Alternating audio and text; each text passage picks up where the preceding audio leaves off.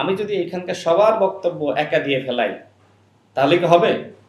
বলেন তো হবে? এক একজন এক এক রকম বক্তব্য দিবে, কিছু বৈচিত্র্য আসবে, তাই না? তো আপনি আমাকে 4টা প্রশ্ন করলেন আর বললেন যে আপনাকে একটাই উত্তর দিতে হবে। তো আমরা তো সেটাই বলেছিলাম যে এই জুলাই জাতীয় সনদের উপর গণভোট করেন উইথ নোট অফ ডিসেন্ট। একটা প্রশ্ন, একটা উত্তর, সহজ সমাধান। আপনারা সহজ জিনিস বোঝেন না, গোলা করে পানি খান। তো এখন এই যে প্রোগ্রামগুলো করতেছেন, লাভটা কি হচ্ছে? জনগণের কোনো অংশগ্রহণ আছে? এনসিপি এবং জামাতে কর্মসূচিতে জনগণের কোনো অংশগ্রহণ নাই।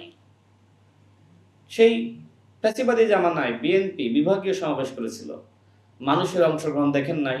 সাইকেল চালিয়ে, পায়ে হেঁটে, মুড়ি এবং গুড় নিয়ে, নৌকায়, এরপরে ট্রলারে, এগুলো দেখেন নাই মানুষ কিভাবে আসছিল? কলা গাছের ভেলায়। তা আপনাদের বিভাগীয় সমাবেশে সাধারণ মানুষের অংশগ্রহণ কোথায়? আমরা তো দেখছি না। এই যে বলছেন একজন বর্ষিয়ান নেতা, তাকে অবশ্যই আমরা শ্রদ্ধা করি, কারণ মহান মুক্তিযুদ্ধে তিনি ভূমিকা রেখেছেন। আমাদের সেই নেতার নাম হলো কর্নেল অলি আহমেদ। যদিও শেখ হাসিনার সময়ে তিনি গোয়েন্দা সংস্থার ফাঁদে পা দিয়েছিলেন, এটা তারেক ভাই জানেন। প্রথম আলোতে সংবাদ প্রকাশিত হয়েছিল যে কিভাবে সেই জনক মাসুদ করিম তার ফাঁদে তিনি পা দিয়েছিলেন। রনি ভাই সেই সংবাদ তো পড়েছেন, তাই না? দেখেন, ওই সময় এক ধরনের আর্টিফিশিয়াল আন্দোলন সৃষ্টি করা এবং মানুষকে হতাশ করা, মানে বারবার আন্দোলন ব্যর্থ হবে, এর মধ্য দিয়ে আমরা হতাশ হয়ে যাব, আর মাঠে নামবো না। হাসিনা শৈল রানী হিসেবে সবসময় এই রাজ্যে ক্ষমতায় থাকবে, এবং সেই পলিসি গোয়েন্দা সংস্থা ছিল, এবং সেই গোয়েন্দা সংস্থা দেশীয় এবং আন্তর্জাতিক পর্যায়ে কাজ করে, এবং শেখ হাসিনাকে ক্ষমতায় রাখার জন্য তারা কাজ করছিল।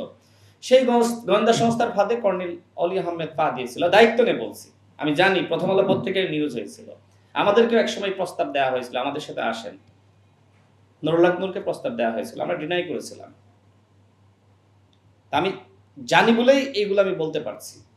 সেই কর্নেল অলি আহমেদ এখন বলছেন জামাতের আমির ডাক্তার শফিকুর রহমান, ছোট ছেলে নাহিদ ইসলাম, ঠিক এই শব্দটাই উচ্চারণ করেছেন, ছোট ছেলে নাহিদ ইসলাম, এবং মাওলানা মামুনুল হক, অর্থাৎ ডাক্তার শফিকুর রহমানের নেতৃত্বে নাহিদ ইসলাম, মাওলানা মামুনুল হক যদি একতাবদ্ধ হয়ে রাজপথে নামে, বিএনপি সরকারের 7 দিনে পতন হবে। 7 দিন কি হয় নাই?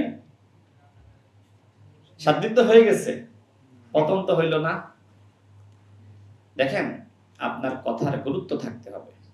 বর্ষিয়ান নেতা, একজন মহান মুক্তিযোদ্ধা, আপনি যদি এই আলগা কথাবার্তা বলেন, তাহলে আমরা কার কাছ থেকে কি শিখব? আমি কর্নেল অলি আহমেদকে বলবো, ভারত্ব বজায় রেখে গুরুত্বপূর্ণ কথা বলেন। আপনি আপনার জীবনের শেষ সময়ে আছেন, এখন জাতিকে শিখিয়ে যান।